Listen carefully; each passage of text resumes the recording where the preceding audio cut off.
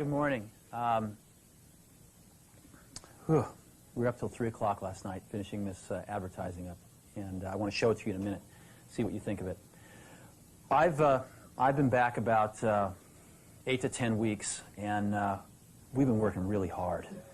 And what we're trying to do is not something really highfalutin. We're trying to get back to the basics.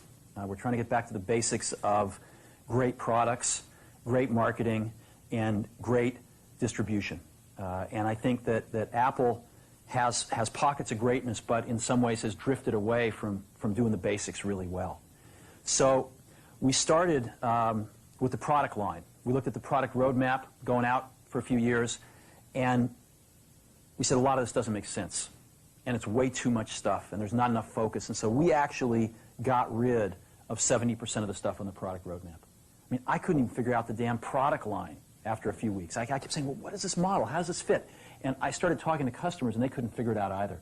And so you're going to see the product line get much simpler, and you're going to see the product line get much better. And there's some new stuff coming out that's incredibly nice.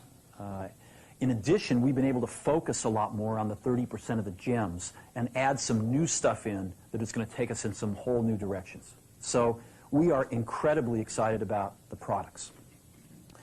And I think we're really thinking differently about, and the engineering team is incredibly excited. I mean, I came out of the meeting with people that had just gotten their projects canceled, and they were 3 feet off the ground with excitement because they finally understood where in the heck we were going. And they were really excited about the strategy. In the same way, we, I think, have not kept up with innovations in our distribution.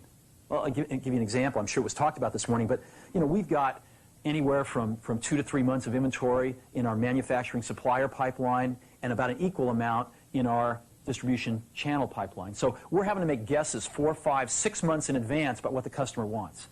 And we're not smart enough to do that. I don't think Einstein's smart enough to do that. So what we're going to do is get really simple and start taking inventory out of those pipelines so we can let the customer tell us what they want, and we can respond to it super fast. And you're going to see us be doing a lot of things like that. Today is just the first of many things we're going to be doing with you. So we're going to be not only, I think, catching up to where the best of the best are in distribution, but we're going to actually be innovating and be breaking some new ground, I think, in the coming several months. And I'm pretty excited about that as well in the distribution manufacturing side of things.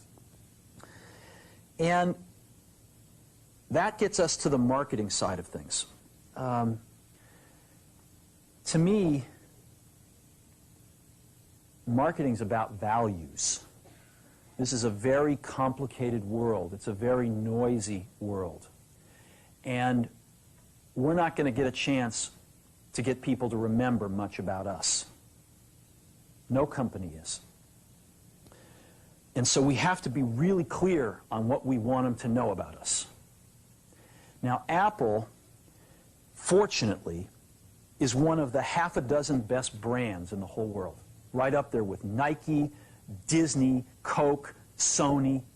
It is one of the greats of the greats, not just in this country, but all around the globe. But even a great brand needs investment and caring if it's going to retain its relevance and vitality. And the Apple brand has clearly suffered from neglect in this area in the last few years. And we need to bring it back. The way to do that is not to talk about speeds and feeds. It's not to talk about MIPS and megahertz. It's not to talk about why we're better than Windows. The dairy industry tried for 20 years to convince you that milk was good for you. It's a lie, but they tried anyway. And the sales were going like this. And then they tried Got Milk, and the sales have gone like this. Got Milk doesn't even talk about the product. Matter of fact, it focuses on the absence of the product. But the best example of all, and one of the greatest jobs of marketing the universe has ever seen is Nike. Remember, Nike sells a commodity. They sell shoes. And yet, when you think of Nike, you feel something different than a shoe company. In their ads, as you know, they don't ever talk about the products. They don't ever tell you about their air soles and why they're better than Reebok's air soles. What does Nike do in their advertising? They honor great athletes and they honor great athletics. That's who they are. That's what they are about. Apple spends a fortune on advertising. You'd never know it. You'd never know it.